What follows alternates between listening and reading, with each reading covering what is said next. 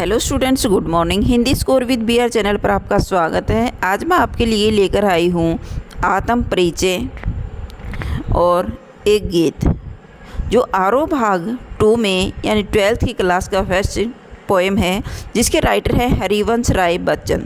तो चलिए आज आत्म परिचय और एक गीत कविता का सारांश और प्रतिपाद्य पढ़ते हैं और साथ में हरिवंश राय बच्चन का कवि परिचय देखते हैं।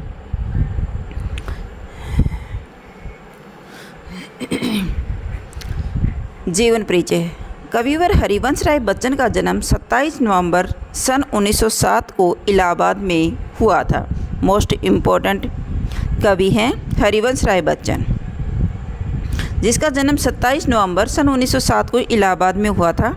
उन्होंने इलाहाबाद विश्वविद्यालय से अंग्रेजी विषय में MA की परीक्षा उत्तीर्ण की और सन 1942 और 1952 ईस्वी तक 1942 से 1952 ईस्वी तक यहीं पर प्राध्यापक के पद पर भी रहे। कहाँ? इलाहाबाद विश्वविद्यालय में। उन्होंने कैम्ब्रिज विश्वविद्यालय इंग्लैंड से PhD की उपाधि धारण प्राप्त की। अंग्रेजी कवि कीट्स पर उनका शोध कार्य बहुत चर्चित रहा। वे आकाशवाणी के साहित्यिक कार्यक्रमों से संबंध रखते हैं और फिर विदेश मंत्रालय में हिंदी विशेषज्ञ रहे।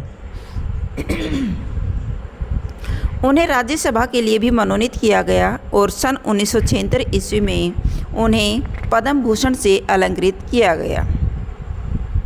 उनकी प्रमुख रचना थी दो चट्टानें नामक रचना पर उन्हें साहित्य अकादमी भी पुरस्कार दिया गया, जिसका निधन सन 2003 ईस्वी में मुंबई में हो गया। साहित्य अकादमी पुरस्कार कौन सी रचना पर दिया गया था? दो चट्टानें।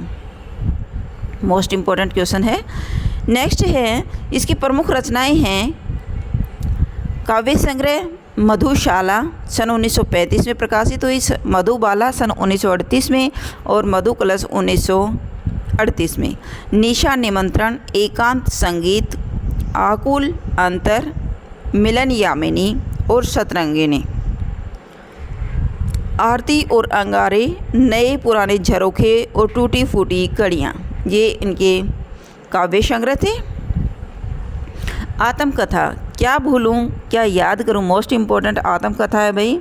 नीड़ का निर्माण फिर बसेरे से दूर 10 द्वार से सोपान तक, मोस्ट इम्पोर्टेंट आत्मकथाएं हैं जो हर बार इन चारों में से एक अवश्य पूछ ली जाती है। अनुवाद था इसका हैमलेट, जनगीता और मैकबेथ। डायरी थी प्रवासी की डायरी। काव्यगत विशेषताएं, बच्चन हालाबाद के सर्वश्रेष्ठ कवियों में एक हैं। दोनों महायुद्धों के बीच मध्यम वर्ग के विक्षुब्ध विकल मन को बच्चन ने वाणी दी। उन्होंने छायावाद की लाक्षणिक वक्रता के बजाय सीधी सादी जीवंत भाषा और संवेदना से युक्त गेय शैली में अपनी बात कही। गेय शैली यानी गाया जा सकती है, उनकी कविताएं गाई जा सकती हैं। उन्होंने व्यक्तिगत जीवन में घटी घटनाओं की सहज अनुभूति की ईमानदार अभिव्यक्ति कविता के माध्यम से की है। यही विशेषता हिंदी काव्य संसार में उनकी प्रसिद्धि का मूलाधार है। भाषा शैली, कवि ने अपनी अनुभूतियाँ सहज स्वाभाविक ढंग से कही हैं। इनकी भाषा आम व्यक्ति के निकट है, यानी आम आदमी इसकी कविताओं को, इनकी रचनाओं को पढ़ सकता है। बच्चन का कवि रूप सबसे विख्यात है। उन्होंने कविता, नाटक, डायरी आदि के साथ बेहतरीन आत्मकथा भी लिखी हैं। इनकी रचनाएं ईमानदार आत्म स्वीकृति और प्रांजल शैली के कारण आज भी पठनीय हैं। नेक्स्ट, इसकी कविता है आत्म परिचय, जो आरोह भाग 2 की बुक से ली गई है, यानी 12th की फर्स्ट कविता है आत्म परिचय। इसका प्रतिपाद्य क्या बनता है? कवि का मानना है कि स्वयं को जानना दुनिया को जानने से ज़्यादा कठिन है। तो कवि ने कहा है कि स्वयं को जानना बहुत मुश्किल है। समाज से व्यक्ति का नाता खट्टा मीठा तो होता ही है। संसार से पूरी तरह निरपेक्ष रहना संभव नहीं है, यानी असंभव है।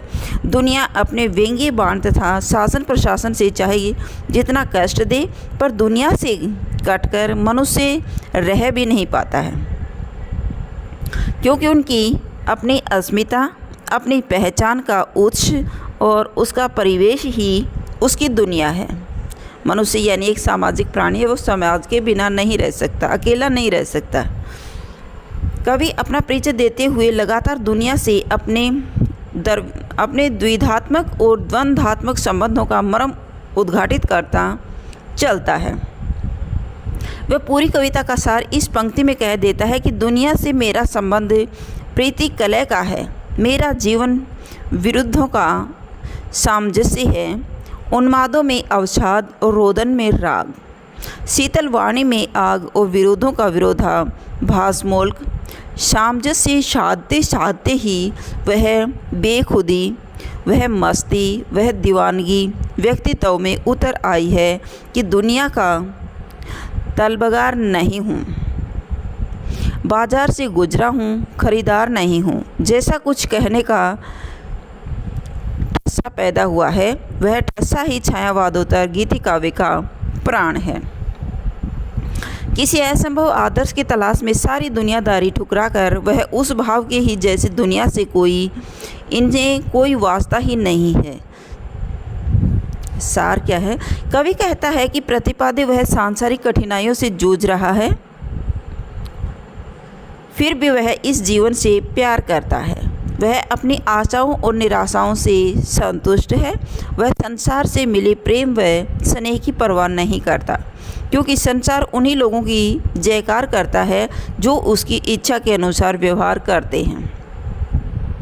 वह अपनी धुन में रहने वाला व्यक्ति है और निरर्थक कल्पनाओं में विश्वास नहीं करता, क्योंकि यह संसार कभी भी किसी की इच्छाओं को पूर्ण नहीं कर पाया है। कवि सुख दुख, यश अपयश, हानि लाभ आदि द्वंद्वात्मक परिस्थितियों में एक जैसा रहता है। यह संसार मिथ्या है, यानी संसार झूठा है, काल्पनिक है। इसमें ये तो जीवन का चक्कर चलता रहता है, जिसमें सुख दुख, यश अपयश, हानि लाभ मिलते ही रहते हैं। इन सब को देखकर मनुष्य को परेशान नहीं होना चाहिए। तो यह संसार मिथ्या है, अतः यहाँ स्थायी वस्तु की कामना करना व्यर्थ है। यहाँ जो भी है अस्थायी है। कवि संतोषी प्रवृत्ति का है। वह अपनी वाणी के जरिए अपना आक्रोश व्यक्त करता है। उसकी व्यथा शब्दों के माध्यम से प्रकट होती है तो संसार उसे गाना मानता है। संसार उसे कवि कहता है, परंतु वह स्वयं को नया दीवाना मानता है। वह संसार के अपने गीतों द्वंद्वों के माध्यम से प्रश्न करने का प्रयास करता है और कवि सभी को सामंजस्य बनाए रखने के लिए कहता है। नेक्स्ट है एक गीत कविता जिसका प्रतिपादी है निशा निमंत्रण से उद्धृत। इस गीत में कवि प्रकृति की दैनिक परिवर्तनशीलता के संदर्भ में प्राणी वर्ग के धड़कते हृदय को सुनने की काव्यात्मक कोशिश व्यक्त करता है कि जो प्रकृति में दैनिक परिवर्तन होते रहे हैं उनका वर्णन किया है। किसी प्रिय आलंबन या विषय से भावी साक्षात्कार का आश्वासन ही हमारी प्रयास के पगों की गति में चंचल तेजी भर सकता है, अन्यथा हम शिथिलता और फिर जड़ता को प्राप्त होने के अभिषिप्त हो जाते हैं। यह गीत इस बड़े सत्य के साथ समय के गुजरते जाने के एहसास में लक्ष्य प्राप्ति के लिए कुछ कर गुजरने का जज्बा भी लिए हुए है। एक गीत कविता का सार क्या है? कवि कहता है कि सांझ घिरते ही पथिक लक्ष्य की ओर तेजी से कदम बढ़ाने लगता है। जैसे ही शाम होता है तो पथिक कहीं भी हो, रास्ते में हो या किसी काम पर हो, उसका गति बढ़ जाती है चलने की और घर पहुंचने की जल्दी रहती है। उसे रास्ते में रात होने का भय होता है। जीवन पथ पर चलते हुए व्यक्ति जब अपने लक्ष्य के निकट होता है तो उसकी उत्सुकता और बढ़ जाती है। पक्षी भी बच्चों की चिंता करके तेज़ी से पंख फड़फड़ाने लगते हैं और अपनी संतान से मिलने की चाह में हर प्राणी आतुर हो जाता है। आशा व्यक्ति के जीवन में नई चेतना भर देती है। जिनके जीवन में कोई आशा नहीं होती वे शिथिल हो जाते हैं, उनका जीवन नीरस हो जाता है, उनके भीतर उत्साह समाप्त हो जाता है। अतः रात जीवन में निराशा नहीं अपितु आशा का संचार भी करती है। क्योंकि अंधेरी रातों के बाद भी सवेरा होता है। तो ये थी आपकी आत्म परिचय और एक गीत आरोह भाग 2 का फर्स्ट कविता, जो 12th की NCERT की बुक से लिया गया है। अगर आपको मेरी वीडियो अच्छी लगी हो तो प्लीज़ लाइक कीजिए, शेयर कीजिए और सब्सक्राइब करना न भूलें। फिर मिलते हैं नेक्स्ट वीडियो में। Bye bye.